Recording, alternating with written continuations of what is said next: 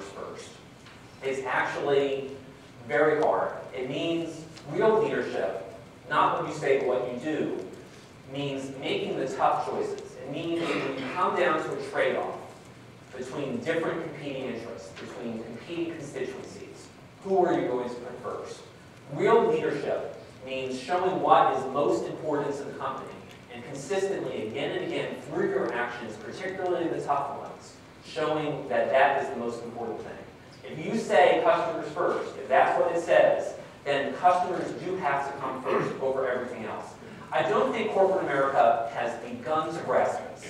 Company after company does these exercises, and this is what they teach you to do at Harvard Business School. They say that leadership is about what? Communicating the vision, right? And how do you come up with the vision? The CEO doesn't come up with the vision. You get a guiding coalition together, and they come up with the vision, and they bring in consultants, and they go on offsites, and they come up with your mission and vision and values. And these things are unwieldy. Coca-Cola, for example, their vision has 5 parts. The 5 Ps: profit, people, planet, partners, and portfolio. Portfolio is all the brands that they have. And they're like, these things are all important to us. Our people, our employees are important. Our business partners are important. The planet and being green is important. This is all important. And then they have like 12 values, and I can't even remember them all. Like integrity, and leadership, and passion, and accountability, and all this.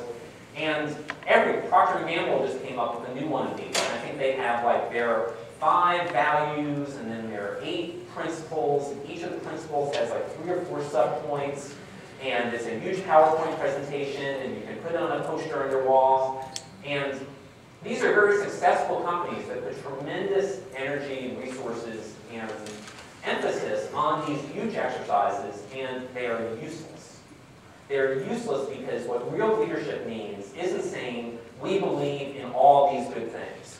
We believe in motherhood, apple pie, and baseball, and passion, and integrity, and accountability, and everything. But real leadership means we believe in this above all else. This is the most important thing. When it comes down to making choices, this is what wins. And customers should be what win. Customers rarely are in the cosmic scheme of things. For publicly traded companies, overwhelmingly the Wall Street stock analysts, stock traders, short-term investors, and the pressure that they put on the company wins. For entrepreneurial startup companies that are growing, overwhelmingly revenue growth wins over the customer experience. I can't tell you how many companies I've seen in their early stages that do wonderful things for customers, and then they're just looking to grow fast, grow fast, grow fast, to have that initial public offering of stock, or to get to the size where they've reached the critical mass that they can find a purchaser from major companies that are big enough to be on the radar screen of the big companies that can buy them out at an extraordinary profit. And all that quality and customer experience just kind of gets sacrificed in that relentless pursuit of growth. Amazon's an example of a company that succeeded by actually putting customers first.